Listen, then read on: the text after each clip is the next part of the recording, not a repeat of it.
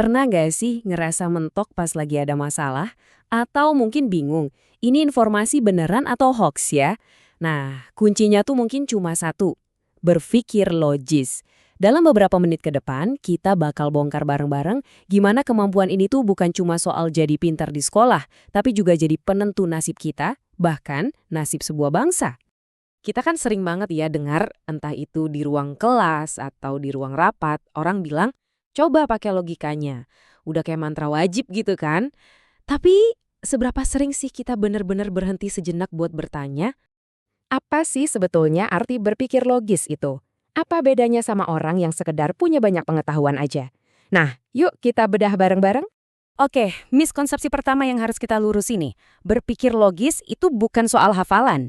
Punya ingatan yang kuat itu keren, tapi itu permainan yang beda banget. Coba deh kita lihat bedanya. Di satu sisi, menghafal itu ibarat kita cuma ngumpulin fakta. Fokusnya ke apa? Prosesnya pasif. Nah, di sisi lain, berpikir logis itu aktif. Kita nggak cuma tahu rumusnya, tapi kita juga kepo. Kenapa sih rumusnya bisa begitu? Dan gimana semua bagiannya saling nyambung? Jadi, intinya, ini bukan lagi soal ngumpulin kepingan puzzle informasi doang, tapi soal gimana caranya kita bisa lihat semua kepingan itu nyambung jadi satu gambar yang utuh. Nah, disinilah lompatannya. Dari yang tadinya cuma sekedar tahu, jadi bener-bener paham. Oke, pertanyaannya sekarang gimana dong cara kita ngelatih otot logika ini? Ternyata ada loh sebuah kerangka yang bisa kita pakai. Kita semua pasti udah familiar lah ya sama STEM, Science, Teknologi, Teknik, dan Matematika. Tapi coba deh kita lihat STEM ini dari kacamata yang beda. Bukan sebagai kumpulan mata pelajaran, tapi sebagai sebuah metode berpikir. Anggap aja STEM ini kayak gym buat otak kita, biar makin terstruktur. Gimana caranya? Gini, pertama, metode ini tuh ngajarin kita buat bedah masalah sampai ke akarnya, nggak cuma kulit luarnya aja. Kedua, kita belajar buat nyelesainnya secara sistematis, langkah demi langkah. Dan yang paling penting nih, setiap kesimpulan itu harus ada buktinya, nggak bisa cuma berdasarkan asumsi atau kata orang. Ini benar-benar latihan mental yang ampuh banget. Terus, kapan sih waktu yang paling pas buat mulai ngebangun skill ini? Jawabannya mungkin agak mengejutkan ya, bukan pas kuliah, tapi jauh-jauh sebelum itu. Soalnya, ini tuh kayak lari maraton, bukan lari sprint. Pondasinya justru dibangun di rumah, pas pertanyaan kenapa dari anak kecil disambut dengan semangat. Terus lanjut di TK, dikenalin lewat mainan. Proses ini diasah terus di sekolah, sampai akhirnya di level kampus, kemampuan ini jadi senjata utama buat bikin inovasi. Setiap jenjang itu saling nyambung dan nguatin.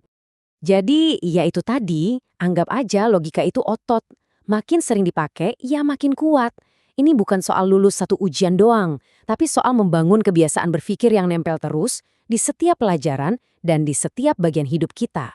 Nah sekarang, coba kita zoom out sedikit. Karena apa yang terjadi di kepala satu orang, kalau dikaliin jutaan orang, ternyata dampaknya luar biasa.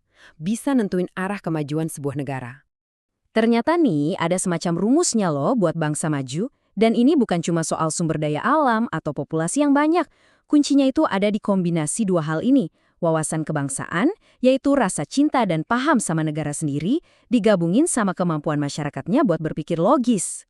Dan ini bukan omong kosong loh, coba dengerin kutipan dari Ahmad Fachuddin ini. Bangsa yang maju jika suatu bangsa mempunyai wawasan kebangsaan yang tinggi dan mampu berpikir logis.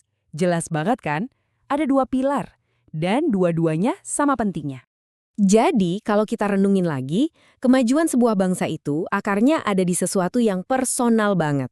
Gimana cara kita, satu persatu sebagai individu, ngolah informasi dan ngambil keputusan sehari-hari? Kekuatan sebuah bangsa yang besar ternyata mulainya dari dalam pikiran kita masing-masing. Jadi pertanyaannya sekarang bukan lagi buat para ahli atau pemerintah aja. Pertanyaannya kembali ke kita semua. Dimulai dari diri sendiri, dari keluarga, dari lingkungan terdekat. Membangun bangsa yang logis itu tugas kita bareng-bareng. Nah, pertanyaannya sekarang buat Anda, apa langkah pertama yang bakal Anda ambil mulai hari ini?